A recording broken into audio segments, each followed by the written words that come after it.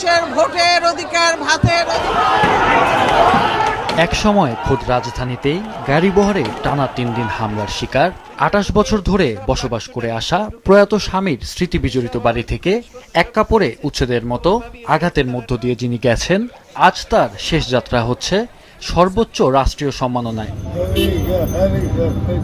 কর্মী, ভক্ত এবং দেশের সাধারণ মানুষের বাঁধ ভাঙা কান্না প্রমাণ করে আপোষহীন এই নেত্রীর প্রতি জনগণের অকৃত্রিম ভালোবাসা। এভার কেয়ার হাসপাতাল থেকে বের হয়ে লাল সবুজে মোড়ানো বেগম খালেদা জিয়ার মরদেহবাহী গাড়ি যেন নিস্তব্ধতা ভেদ করে ছুটে চলছিল অনন্তের পথে। জাতীয় সংসদ প্রাঙ্গণে তার জানাজায় অংশ নেয় লাখো মানুষ। সংসদের আশপাশের এলাকায়ও তিল ধারণের জায়গা ছিল না। হয়তো এটি বাংলাদেশের ইতিহাসের সবচেয়ে বড় জানাজা। তবে গত 2 দশকে তার উপরে হওয়া রাজনৈতিক প্রতিহিংসার আঘাতের তালিকাটাও দীর্ঘ। 2007 সালের 3রা সেপ্টেম্বর তত্ত্বাবধায়ক সরকারের আমলে দুর্নীতির অভিযোগে সদ্য সাবেক প্রধানমন্ত্রী খালেদা জিয়াকে গ্রেপ্তার করা হয়। একই সঙ্গে গ্রেপ্তার করা হয় তার 2 সন্তানকেও। 2008 সালের 11ই সেপ্টেম্বর হাইকোর্টের নির্দেশে মুক্তি পান খালেদা জিয়া।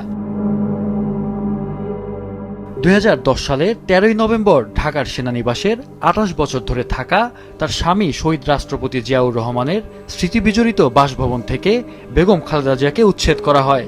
দীর্ঘদিনের স্মৃতি, নিরাপত্তা ও স্বাধীনতা একদিনে হারানো ছিল তার জীবনের এক বড় আঘাত। তারা জবরদস্তি ধাক্কা মেরে আমাকে বাড়ি থেকে বের করেছে।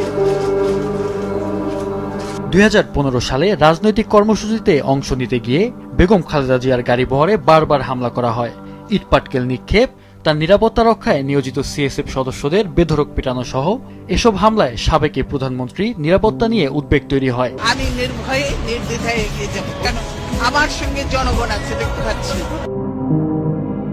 একই বছরের 24শে জানুয়ারি মালয়েশিয়ায় হৃদরোগে আক্রান্ত হয়ে মারা যান তার ছোট ছেলে আরাফাত রহমান কোকো। এই সময় তার বড় ছেলে তারেক রহমান দেশের বাইরে নির্বাসিত ছিলেন। এক ছেলের মৃত্যু, অন্য ছেলেও পাশে নেই।